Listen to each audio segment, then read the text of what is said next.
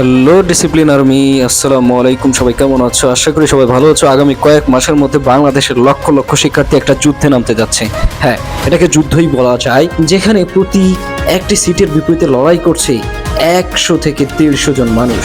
কিন্তু তুমি কি জানো, এই লক্ষ লক্ষ পরীক্ষার্থীর মধ্যে 80% শিক্ষার্থী পরীক্ষার হলে যাওয়ার আগেই এই রেস থেকে বাদ পড়ে যায়? কেন জানো?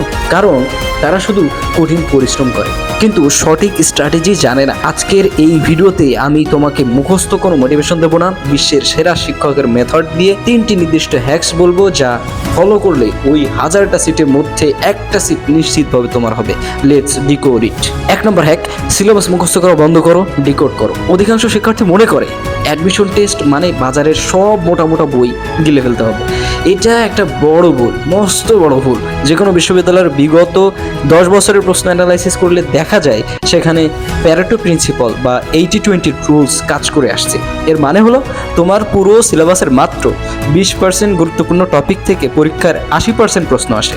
তাই আজই অন্ধের মতো সব পড়া বাদ দিয়ে বিগত বছরের প্রশ্নগুলো চিহ্নিত করো কোন টপিকগুলো থেকে প্রতি বছর প্রশ্ন আসছে। পুরো বইয়ের মাস্টার হওয়ার দরকার নাই, আবার বলছি, পুরো বইয়ের মাস্টার হওয়ার দরকার নাই। এই যে 20% গুরুত্বপূর্ণ টপিকের উপর পিএইচডি, এইটাই করে ফেলো, পিএইচডি করে ফেলো।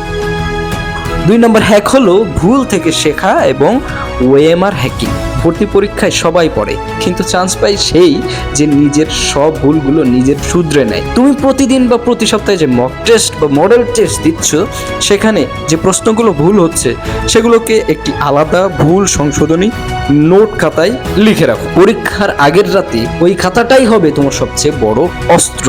আর হ্যাঁ, পরীক্ষার হলে সবচেয়ে বড় শত্রু হলো নেগেটিভ মার্কিং। আন্দাজে ঢিল মারা বন্ধ করে দাও, লজিক্যাল এলিমিনেশন মেথড শেখো। এলিমিনেশন মানে হচ্ছে 4টা অপশনের মধ্যে কোনো 2টি অপশন একেবারে হয় না, এই বাদ বাকি 2টা থেকে একটা চুজ করতে হয়।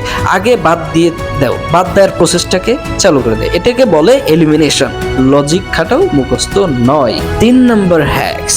3 নম্বরটা খুবই গুরুত্বপূর্ণ, মোটিভেশন নয়, ডিসিপ্লিন তোমাকে চান্স পাওয়াতে সাহায্য করবে। এই মোটিভেশন যতই বড় বড় মোটিভেশন দেখায় না কেন, কোনো কিছুতে কাজ হবে না যদি ডিসিপ্লিন না হতে পারো। অনেকে পরীক্ষার রুটিন বানায়, আজকে 14 ঘন্টা পড়বো, আজকে 20 ঘন্টা পড়ে ফেলবো, আজকে ঘুমাবোই না, পরের দিন আর বিছানা থেকে উঠতেই পারে না। ভাই, মোটিভেশন একটা জোয়ারের মতো আসে আর যায়, কিন্তু তোমার দরকার ডিসিপ্লিন এবং ধারাবাহিক বৃদ্ধি, গ্রোথ। প্রতিদিন 14 ঘন্টা পড়ার চেয়ে প্রতিদিন 7 ঘন্টা করে টানা 3 মাস পড়া অনেক বেশি কাজ। নিজের উপর বিশ্বাস রাখো, যেদিন পড়তে ইচ্ছা করবে না সেদিনও অন্তত 2 ঘন্টা পড়ো, কিন্তু সেন্টটা ভেঙো না প্লিজ। মনে রেখো, বিশ্ববিদ্যালয়ের ওই একটা সিট কিন্তু কোনো ম্যাজিক দিয়ে আসবে না, এটা আসবে তোমার প্রতিদিনের ছোট ছোট সঠিক সিদ্ধান্তের মাধ্যমে। যখন পুরো দেশ ঘুমাচ্ছে, তখন তোমার নেওয়া প্রতিটা সঠিক লজিক্যাল ডিসিশন তোমাকে তোমার স্বপ্নের ক্যাম্পাসের দিকে এগিয়ে দিচ্ছে। বিশ্বের সেরা উপায়ে বিজ্ঞানসম্মত মেন্টরশিপের মাধ্যমে নিজের প্রস্তুতিকে শতভাগ অথেন্টিক করতে যুক্ত হতে পারো আমাদের সাথে। দেখা হচ্ছে বিজয়ে, দেখা হচ্ছে স্বপ্নের ক্যাম্পাসে। ভিডিওটা ভালো লাগে বন্ধুদের সাথে শেয়ার করো, ডিসিপ্লিন থাকো, স্টে ডিসিপ্লিন, কিপ গ্রোইং।